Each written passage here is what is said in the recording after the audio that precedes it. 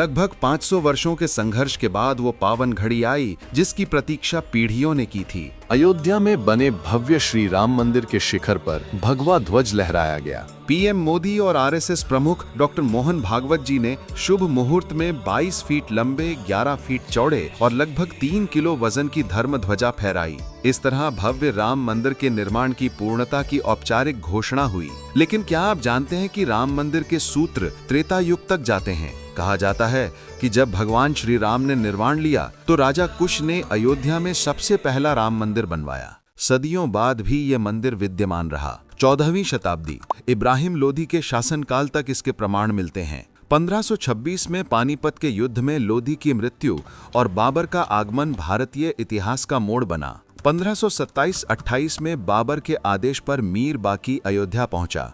कई वर्षों तक चले संघर्ष में हजारों हिंदू मंदिर की रक्षा करते हुए वीर गति को प्राप्त हुए, पर अंततः मंदिर को ध्वस्त कर विवादित ढांचा खड़ा कर दिया गया। इसी के बाद से 1614 तक कुल 70 युद्ध हुए। हुमायूं के समय 10, अकबर के समय 20, औरंगजेब के समय 30, सादत अली के समय 5, नसीरुद्दीन हैदर शाह के समय 3 और वाजिद अली शाह के समय 2 युद्ध। इन संघर्षों में 3,50,000 राम भक्तों ने बलिदान दिए। स्वतंत्र भारत में संघर्ष की नई शुरुआत। 15 अगस्त 1947 को देश भले ही स्वतंत्र हुआ, पर राम मंदिर का समाधान नहीं हुआ। फिर 22-23 दिसंबर 1949 की रात विवादित ढांचे के भीतर रामलला की मूर्ति रहस्यमय रूप से प्रकट हुई। पूजा शुरू हुई और बाद में ताला लगने के बावजूद पूजा निरंतर चलती रही। समय बीतता गया और जनचेतना बढ़ती गई। जो स्वप्न देखते बाबर के अरमान मिटा कर मानेंगे, अरमान मिटा कर मानेंगे। विश्व हिंदू परिषद के नेतृत्व में मंदिर निर्माण यज्ञ प्रारंभ हुआ। राम जानकी रथ यात्रा और ताले का खुलना 1984 से 1986। सितंबर 1984 से राम जानकी रथ यात्रा शुरू हुई। 1 फरवरी 1986 फैजाबाद जिला न्यायालय का ऐतिहासिक आदेश। ताला खुला और पूरे देश में उल्लास फैल गया। 14 फरवरी 1986 से 9 नवंबर 1989 मंदिर निर्माण के लिए अनेक महत्वपूर्ण घटनाएं दर्ज हुईं। 1990 का रण, रथ यात्रा, प्रतिबंध और कार सेवा।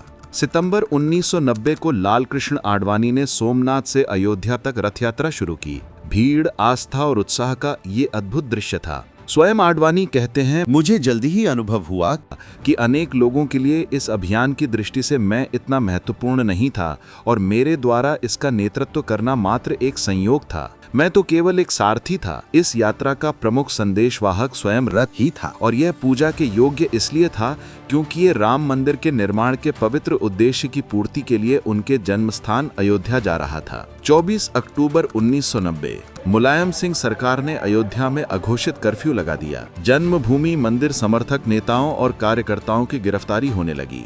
संघ के सह सरकार्यवाह रज्जू भैया अयोध्या जाते हुए लखनऊ में गिरफ्तार कर लिए गए। विश्व हिंदू परिषद अध्यक्ष विष्णु हरि डालमिया, महंत अवैधनाथ, स्वामी चिन्मयानंद, ज्योतिष पीठाधीश्वर शंकराचार्य वासुदेवानंद, गुमानमल लोढ़ा को भी रास्ते में पकड़ लिया गया। अटल बिहारी वाजपेयी को लखनऊ हवाई अड्डे पर गिरफ्तार कर लिया गया। 30 अक्टूबर 1990 विश्व हिंदू परिषद के तत्कालीन अंतर्राष्ट्रीय कार्यकारी अध्यक्ष और अयोध्या राम जन्मभूमि आंदोलन के प्रभारी अशोक सिंघल के नेतृत्व में कार सेवकों ने कार सेवा शुरू की। विवादित ढांचे को हटाने का काम शुरू हुआ और सुरक्षा बलों की कार्रवाई में 11 कार सेवकों को बलिदान देना पड़ा।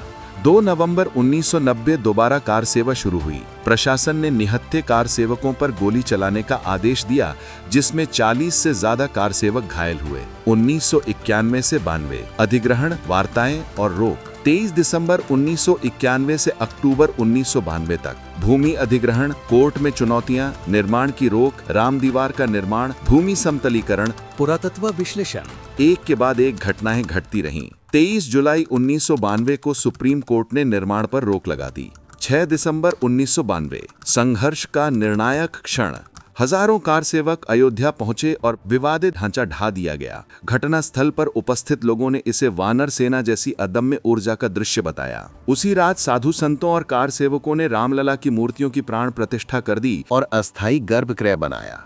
अगली सुबह सुरक्षा बलों ने पूजा रोकने की कोशिश की, पर आदेश आने पर अनुमति दी गई। उस समय वहां उपस्थित पत्रकार चंद्रकांत जोशी ने बताया कि आदेश सुनते ही जो सुरक्षा कर्मी पुजारी को आरती करने से रोक रहा था, उसकी आंखों से अविरल आंसू बह निकले। उसने अपने साथी से कहा, आज मैं बहुत बड़े पाप से बच गया। अगर आज मेरी वजह से यहाँ आरती और पूजा नहीं होती तो मैं किसी को मुंह दिखाने लायक नहीं रहता। 1992 से 2010 मुकदमे, प्रतिबंध और संघर्ष। इधर विवादित ढांचा गिरा, उधर मुकदमों का सिलसिला शुरू हो गया। कार सेवकों पर अनगिनत मुकदमे हुए। लाल कृष्ण आडवाणी, मुरली मनोहर जोशी, उमा भारती, अशोक सिंघल सहित बीजेपी के दूसरे नेताओं के विरुद्ध भी अलग अलग धाराओं में मुकदमे लिखे गए। 10 दिसंबर 1992 को केंद्र सरकार ने संघ, बजरंग दल, विश्व हिंदू परिषद और जमायत इस्लामी पर प्रतिबंध लगा दिया। 16 दिसंबर 1992 को लिब्राहन आयोग बना। फरवरी 2002 विश्व हिंदू परिषद ने पुनः कार सेवा की तिथि घोषित की। 30 सितंबर 2010 इलाहाबाद हाई कोर्ट ने विवादित भूमि का 3 हिस्सों में बंटवारा कर दिया।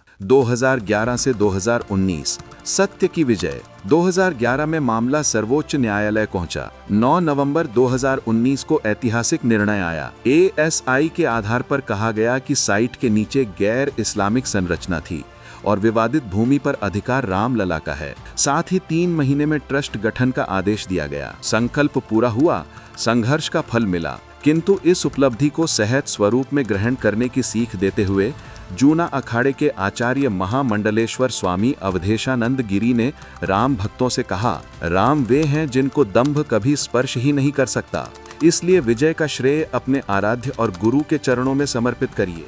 वर्षों बाद जब राम मंदिर निर्माण का मार्ग प्रशस्त हुआ तो मानो कई हृदयों की कामना पूर्ण हुई। प्रतीक्षा में पथराई आंखों में खुशी के आंसू छलक उठे। देश विदेश के हर कोने में बसने वाला राम भक्त उल्लास से भर गया। राम भक्तों की अनुभूति ठीक वैसी ही थी जैसी भरत को 14 साल बाद भाई राम के अयोध्या लौटने पर हुई होगी।